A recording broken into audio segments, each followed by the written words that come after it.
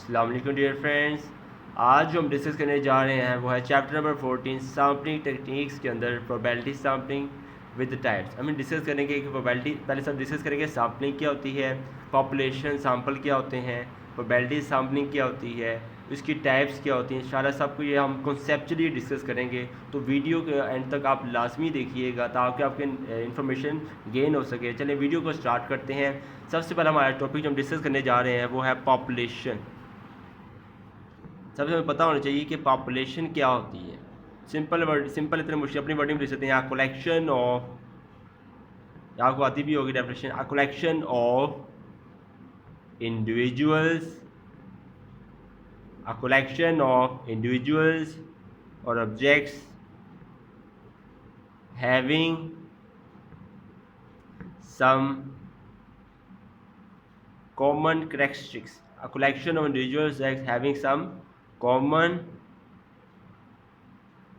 characteristics is called population. It's called population. ठीक है, individuals objects की जो कलेक्शन होती है जिसमें क्या होते हैं, having some common characteristics, common characteristics. जब एक जैसी करेक्टरिस्टिक्स मौजूद हो तो वो होती है पॉपुलेशन। ये आपको पता ही होगा। नेक्स्ट आगे डिस्कस करते हैं sample. Sample is the part of sample is the part of population. क्योंकि इसे हमें पता है इसलिए हम डिस्कस ज़्यादा नहीं करेंगे, इसे मेन टॉपिक पे डिस्कस करें जो हमारा मेन टॉपिक है। Sample is the part of population. ठीक हो गई, हमें ऑलरेडी पता है। अब बताया था सिलेक्टेड क्यों किया जाता है, selected with an object that it will represents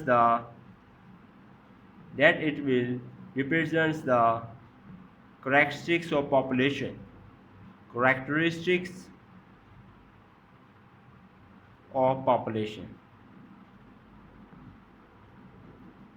population में समझ लगी, ये कलेक्शन होती है इंडिविजुअल्स की।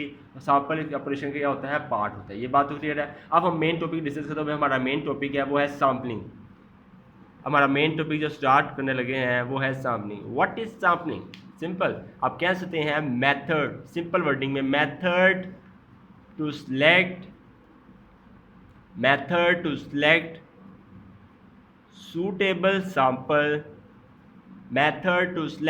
suitable sample from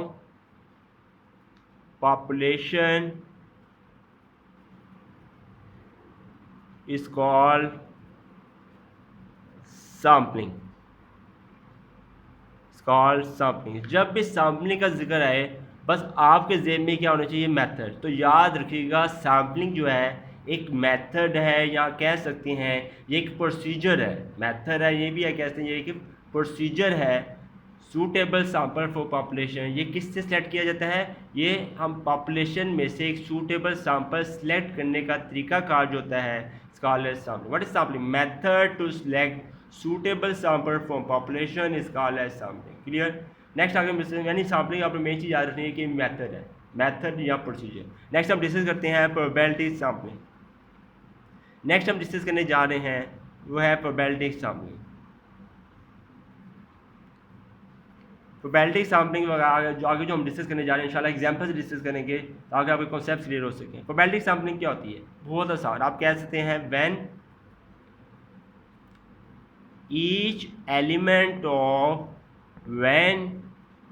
each element of sample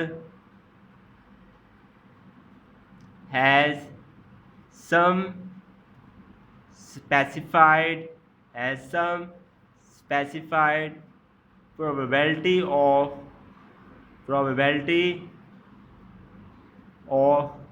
occurrence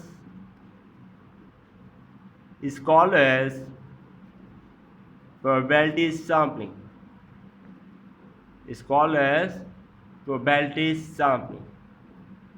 क्या लिखा हुआ है? When each element of sample, यानी सैंपल का हर एक element has some specified probability of, खास किस्म की प्रोबेबिलिटी रखता हो, इसका अलग प्रोबेबिलिटी सैंपल। इसको हम डिस्कस करते हैं एग्जांपल के साथ। इसको हम डिस्कस करने जा रहे हैं एग्जांपल के साथ। फॉर एग्जांपल चलिए हम चले हम इस तरह कह देते हैं, एग्जांपल दे देते हैं। फर्ज कर लें ये एक मैन जो है ये है पीएम, यानी पंजाब मिनिस्टर कह सकते हैं, यूपी कह सकते हैं, ये है पीएम है। समझो कंट्री का क्या है, कंट्री का ये क्या है, पीएम है। फ़र्ज़ कर लिए एक मैन है, फ़र्ज़ कर लिए एक मैन है जो क्या क्या है, कंट्री का क्या है, पीएम है। ठीक हो गया। इसके आगे क्या होंगे, असिस्टेंट्स। इसके आगे क्या होंगे, असिस्टेंट्स होते हैं, ये आपको ऑलरेडी पता होगा। जैसे ऑफिस होता है, ऑफिस के असिस्टेंट्स होते हैं, इस तरह पीएम पंजाब मिनिस्टर है उसके भी असिस्टेंट्स होते हैं। इसके असिस्टेंट है, समझो एक असिस्टेंट ये आ गया है, एक असिस्टेंट ये है, और एक असिस्टेंट समझ लें ये है। अब गौर से डेफिनेशन सुनेगा जो मैं बताने लगा हूँ।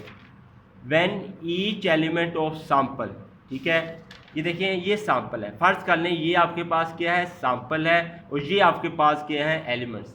तो अभी बात की मैंने, when each element of sample has some specified probability of occurrence, ये भी खास किस्म की प्रोबेबिलिटी रखता हो, ये भी खास किस्म की कॉल्ड एज प्रोबेबिलिटी सैंपलिंग। जैसे ये जो है हम कह सकते हैं ये भी एक रिच है, ये भी हम कह सकते हैं ये भी एक रिच है, ये भी हम कह सकते हैं ये भी क्या है, रिच है। तो डेफिनेशन अभी जो बताई थी आपको मैंने क्या थी कि when each element of sample has some specified probability of occurrence is called as probability sampling. यानी जब सैंपल, ये सैंपल है, जब सैंपल का हर एक element, when each element of sample has some specified probability of occurrence, खास किस्म की प्रोबेबिलिटी रखता हो या स्पेशलिटी रखता हो, जैसे ये भी रिच है, ये भी रिच है, ये भी रिच है, हर एक का लाइफ स्टाइल अच्छा है, this is called as probability sampling. Is that clear? Next आगे मूव करते हैं इसकी types. Types of probability sampling, types of probability sampling बहुत आसान टाइप्स हैं। नंबर 1 टाइप्स की है वो है simple random sampling. Very very important types है इसकी, बहुत ज़्यादा इंपॉर्टेंट पेपर के हिसाब से। Simple random sampling number 1। Number 2 है stratified random sampling, stratified random sampling, ठीक है। थर्ड है हमारे पास क्लस्टर सैम्पलिंग, क्लस्टर सैम्पलिंग। इंशाल्लाह इन टाइप्स को हम डिस्कस भी करेंगे, सारे टाइप इसका मतलब क्या है, इसका मतलब क्या, एग्जाम्पल के थ्रू इंशाल्लाह। Number 4 systematic sampling, number 4 systematic sampling. सबसे पहले हम जो डिस्कस करने जा रहे हैं, हमारा जो फर्स्ट टॉपिक है वो है सिंपल रैंडम सैम्पलिंग। नंबर 1 हम जो डिस्कस करने जा रहे हैं वो है सिंपल रैंडम सैम्पलिंग। इसकी डेफिनेशन जो है वो प्रोबेबिलिटी सैम्पलिंग की डेफिनेशन हमने जो बताई है इससे बहुत ज़्यादा मैच करती है। ये देखिए कैसे आपके सामने, आप कह सकते हैं व्हेन ईच सिलेक्टेड यूनिट और value has equal probability of occurrence, has equal probability of occurrence is called simple random sampling. It's called as simple random sampling, ठीक है। क्या लिखा, when each selected unit or value has equal probability of occurrence is called as simple random sampling। चलिए इसे example से discuss करते हैं ताकि आपके कॉन्सेप्ट क्लियर हो सकें। एग्जांपल से डिस्कस करते हैं इसको। फर्ज कर लेते हैं हम कमेटी के बारे में जानते हैं। कमेटी जब डालते हैं, कमेटी कह सकते हैं, या हम कह सकते हैं लॉटरी, यहाँ लॉटरी निकाली जाती है, लॉटरी हम करते हैं। तो ये देखिए फ़र्ज़ कर लें ये हमारे पास एक बॉक्स है, ये हमारे पास क्या है, एक बॉक्स है, ठीक है। फ़र्ज़ कर लिया हमने कमेटी, आपको पता है कमेटी डालते हैं, लॉटरी डालते हैं, तो ये आपके पास क्या है, ये हमारे पास क्या एक बॉक्स है, क्या है हमारे पास बॉक्स है, ठीक है। तो इसमें बहुत ज़्यादा मेंबर्स की इनकम मौजूद है। मेंबर्स आप कह सकते हैं, फर्स्ट हमारा मेंबर है समझ लें असद है, सेकंड मेंबर समझ लें हमारे पास अहमद है, सेकंड हम कह सकते हैं फातिमा है, फोर्थ कह सकते हैं समझ लें अमजद है, ठीक है। तो कमेटी या बॉक्स की बात करें तो फर्स्ट कह लीजिए हमारे पास बॉक्स है और ये आपके पास क्या है, मेंबर्स हैं, ठीक है। हर एक का हमें नेम्स पता है। पहली बात करूँ कमेटी का प्रोसीजर बता रहा हूँ आपको। असद की बात करें, इसके बाद की भी ये समझ लीजिए पे कर रहा है 10,000। अहमद है, ये भी कितनी पे कर रहा है 10,000। ये भी पे कर रही है 10,000। ये भी कितना पे कर रहा है 10,000। हर एक पे कर रहा है। हर एक जो इनकम है किसके अंदर पे हो रही है, किसके अंदर कलेक्ट हो रही है, किसके अंदर बॉक्स के अंदर कलेक्ट हो रही है। अब डेफिनेशन को समझे ज़रा, क्या लिखा था, व्हेन ईच सिलेक्टेड यूनिट और value has equal probability of occurrence. ये देखें, ये जो है ये सिलेक्टेड यूनिट है। ये क्या है, selected unit. When each selected unit और value has equal probability of occurrence, मतलब ये सारी जो इनकम है ये सारी किसके अंदर इकट्ठी हो रही है, इसके अंदर इकट्ठी हो रही है। This is called as simple random sampling. हम कह सकते हैं in this technique we can say that in this technique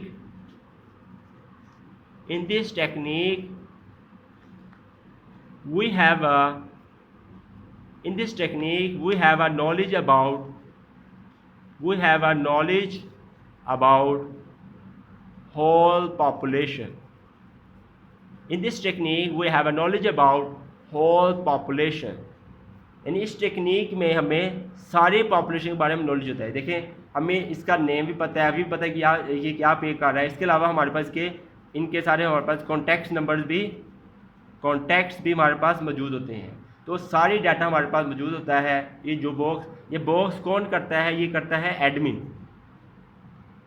कहते हैं, या चेयरमैन जो को भी कहते हैं। मेन जो बंदा होता है वो करता है इस बॉक्स में इनकम जो होती है सारी इसके अंदर डालता रहता है। ठीक है, तो in this technique we have a knowledge about whole population. मतलब ये है हमें हर एक के बारे में सारी मालूमात होती है, उनके नेम्स, ये भी कितने पैसे जमा करा रहे हैं, और उनके कॉन्टैक्ट नंबर भी हमें मौजूद होते हैं। ठीक है, तो हम कह सकते हैं बेस्ट एग्जाम्पल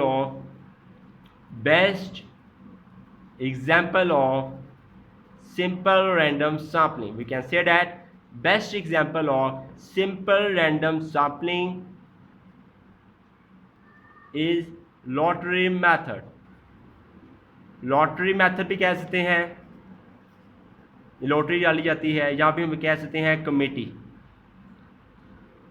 यहाँ पे से कह सकते हैं कमेटी। ठीक हो गया, तो सिंपल एग्जांपल थी। हम ये बॉस की एग्जांपल हम बैंक के तौर पे ले सकते हैं। जैसे बैंक में पैसे जमा कराते हैं, बैंक भी आप कह सकते हैं, मुझ डिफरेंट एग्जांपल आप ले सकते हैं। तो हमें ये पता लग गया कि डेफिनेशन क्या थी, when each selected unit value has equal probability of occurrence called as simple random sampling. तो when each element of sample has equal probability of occurrence is called as simple random. जब भी simple random sampling है, आपने क्या याद रखना है, committee और लॉटरी। जब भी सिंपल रैंडम सैंपलिंग का जिक्र हो तो आपने क्या ज़हन में रखना है, बस कमेटी और लॉटरी। तो आपके पास खुद ही अपनी वर्डिंग में डेफिनेशन बना सकते हैं। इसको फॉलो करने की जरूरत है। नेक्स्ट आगे मूव करते हैं। हमारी सेकंड जो है टाइप वो है stratified random sampling. Second time जो डिस्कस करने जा रहे हैं वो है stratified random sampling. Very easy. Stratified random sampling क्या होती है, is very very important. What is stratified random sampling? हम कह सकते हैं बहुत आसान कहना है, in this method we divide, गौर से समझिएगा, बहुत आसान भी है। In this method we divide the whole population into subpopulations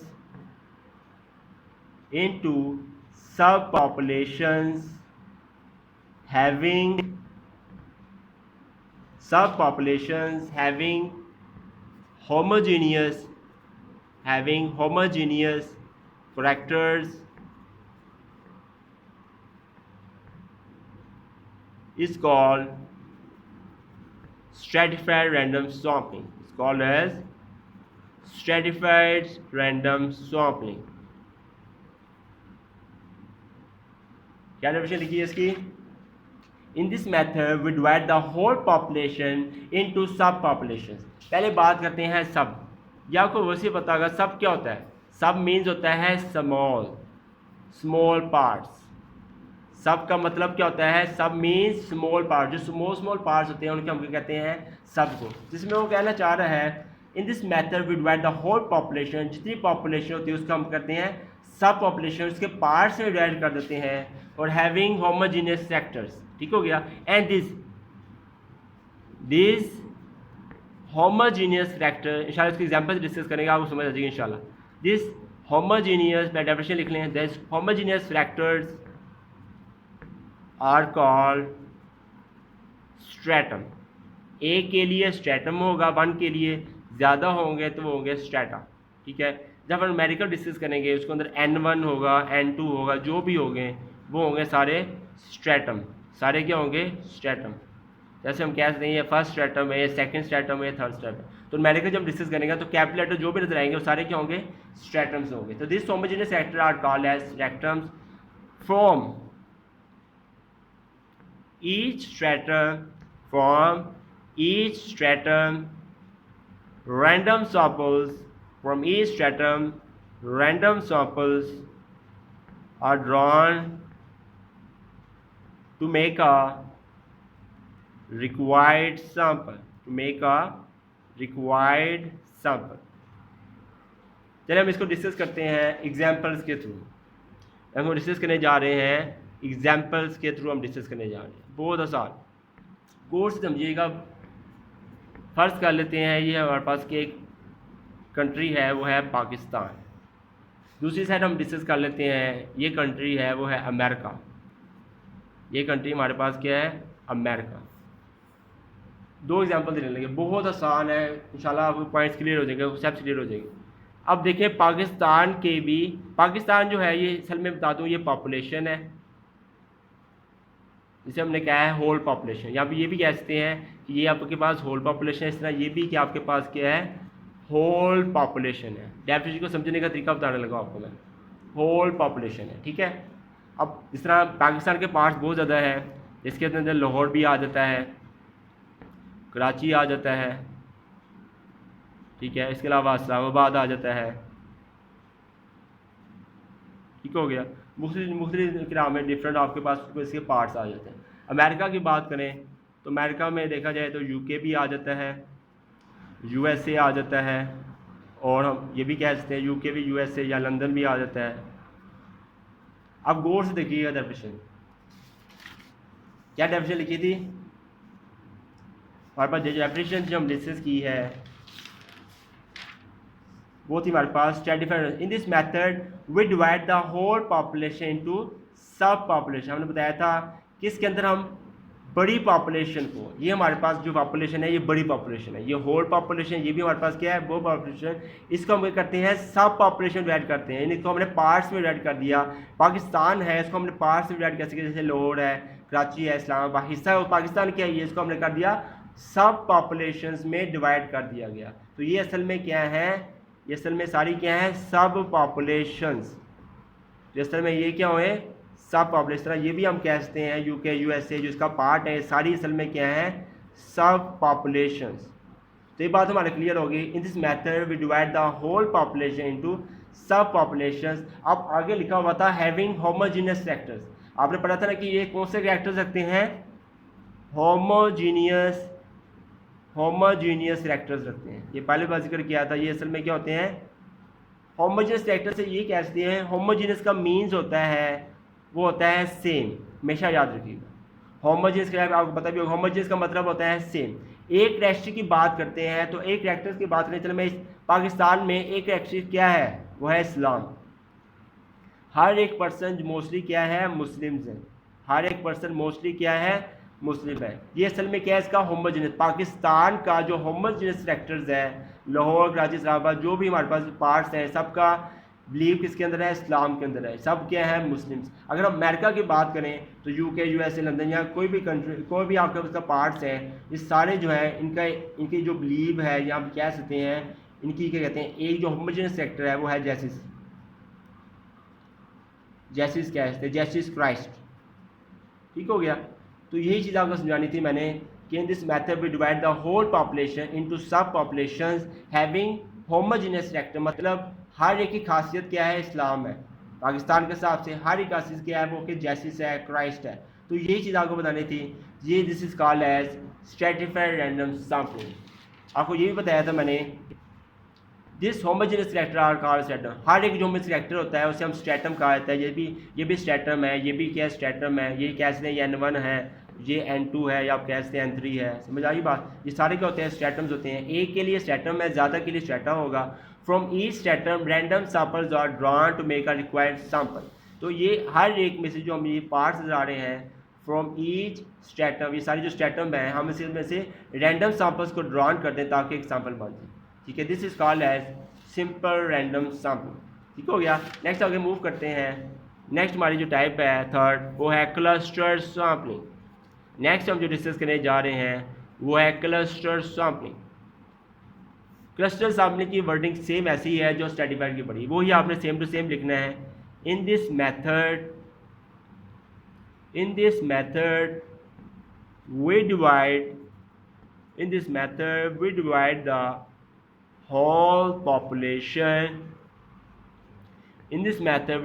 the whole population into subpopulations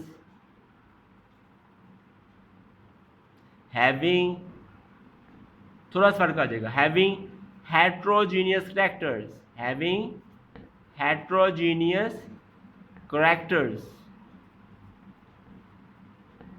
are called cluster sampling। तो क्लस्टर सैम्पलिंग का क्लस्टर का मतलब देखा जाए तो क्लस्टर का मीन्स होता है क्राउड। जब क्राउड आया था, हजूम आया तो उसे हम कहते हैं क्लस्टर। ठीक हो गया। आगे हमने बात की है हेट्रोजीनियस का मतलब होता है मोर कह सकते हैं, ये भी कह सकते हैं मच। ठीक हो गया। तो हमारे पास ज़्यादा करैक्टरिस्टिक्स आ जाएंगे, ज़्यादा करैक्टर्स आ जाएंगे, तो हमारे पास होगा heterogeneous character. This is called as cluster sampling. तो क्लस्टर का नाम ही मतलब है क्राउड है, तो क्लस्टर में क्या होगा, ज़्यादा हमारे पास करैक्टर्स आ जाएंगे। तो क्लस्टर सैम्पलिंग वही चीज़ है। This method we divide the whole population into sub population having heterogeneous, में हेट्रोजीनियस करैक्टर्स आ जाएंगे जिसमें ज़्यादा करैक्टर्स आ जाएंगे। This is called as cluster sampling. Simple. आप वही वर्डिंग लिख सकते हैं फ्रॉम हम ये भी लिख सकते हैं सिंपल जो हमने लिखा था, this subpopulations having heterogeneous characters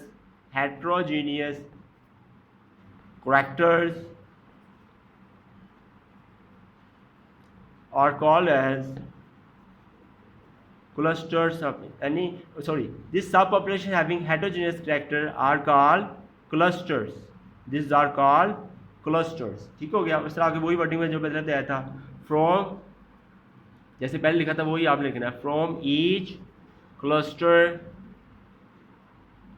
random samples are drawn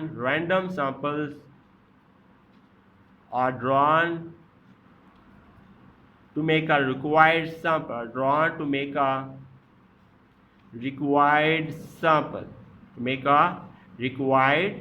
sample। तो यही आपने जो एग्जांपल दी थी, यही एग्जांपल से आप क्लस्टर की दे सकते हैं। वही आपके पास in this method we divide the whole population into sub population having heterogeneous factor. जैसे इस्लाम मुस्लिम्स भी है, लेकिन हर एक का लाइफस्टाइल चेंज है। इसका लाइफस्टाइल देखा जाए तो वो कुछ और है पाकिस्तान का, अगर अमेरिका का लाइफस्टाइल देखा जाए तो कुछ और है। इस तरह से मुख्तलिफ फैक्टर्स आप कह सकते हैं, आप डिस्कस कर सकते हैं। तो ये चीज़ जब हेट्रोजीनियस फैक्टर्स, जब ज़्यादा करैक्टर्स आ जाएंगे, मच करैक्टर्स आ जाएंगे, तो वो आपके पास क्या होगा, क्लस्टर सैम्पलिंग। तो ये फ़र्क था स्ट्रैटिफाइड के अंदर। स्ट्रैटिफाइड में आते हैं, स्ट्रैटिफाइड में होमोजेनियस फैक्टर आते हैं। ठीक हो गया। क्लस्टर सैम्पलिंग के अंदर कौन से फैक्टर्स आते हैं, हेट्रोजीनियस फैक्टर आते हैं। सेम वही वर्डिंग लिख देनी। क्लस्टर सारी हमारी क्लोज होगी। नेक्स्ट हम लास्ट टाइप हमारे डिस्कस करने जा रहे हैं वो है systematic sampling. This is last type, वो दिस सिस्टमैटिक सैम्पलिंग। बहुत आसान, इतना मुश्किल नहीं। इसमें आपने मेन चीज़ याद रखनी है, in this method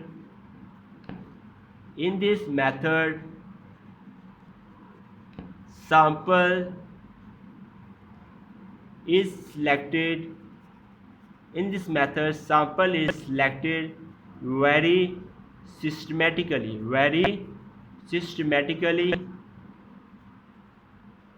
by selecting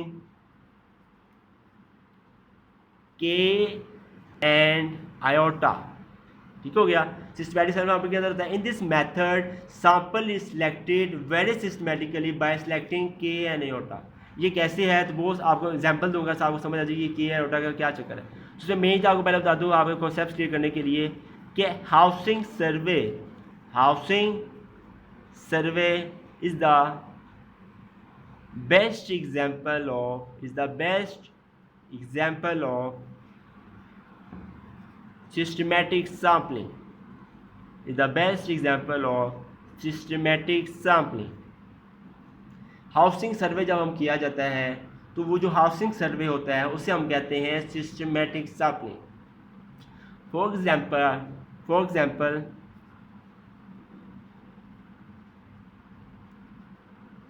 example we have K houses.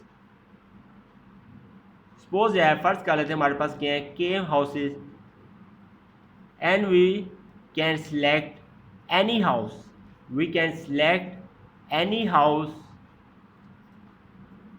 House जो होगा वो आपके पास होगा डेट इज आयोटा। तो ये बात आपको क्लियर होगी। इसके अंदर पास कर ले के हाउसेस हमारे पास मौजूद है। हाउसेस जो है उसे हमने के कह दिया गया है, उसमें से कोई भी हम सिलेक्ट करेंगे हाउस वो आपके पास होगा आयोटा। यानी फॉर एग्जाम्पल वी हैव, हम कह सकते हैं we have total 50 houses. For example we have total 50 houses in a locality. Firstly कोई भी जगह है उसमें कितने हाउसेस हैं, 50 हाउसेस हैं। देन वी मे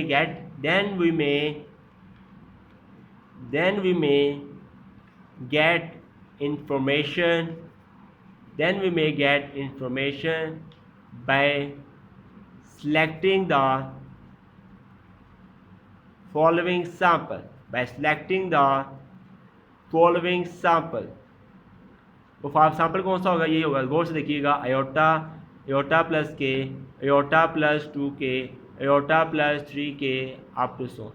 ये आपने सैंपल याद रखना है किसके लिए, सिस्टमैटिक सैंपल के। तो हाउसिंग सर्वे जो लोग करते हैं उसमें ये सैंपल का बहुत ज़्यादा रोल है। इस सैंपल के ज़रिए से ही हाउसिंग सर्वे वाले सारी मालूमात ले लेते हैं। वो कैसे ले लेते हैं आपको भी अब प्रैक्टिकली बताएंगे।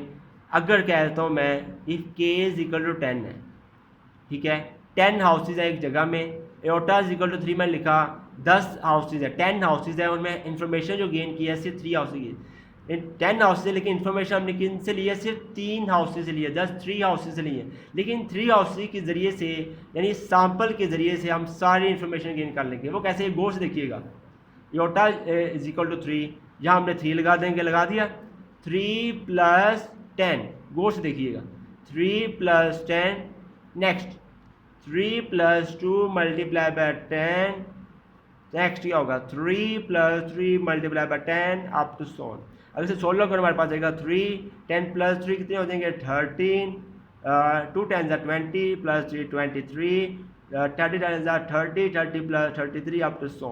तो गौर से देखिएगा 10 हाउसेज से उनमें से हमने इंफॉर्मेशन जो गेन की जस्ट 3 हाउसेज से गेन की, उसके ज़रिए से हमने ये सैंपल यूज़ किया, हमारे पास सारी इन्फॉर्मेशन गेन हो गई। तो this is called as systematic sampling. इसकी मैं एग्जांपल अगर और अच्छी देना चाहूँ, ये भी कह सकते हैं आप, जैसे हम कहते हैं कोरोना सर्वे, जैसे आप कह सकते हैं कोरोना सर्वे,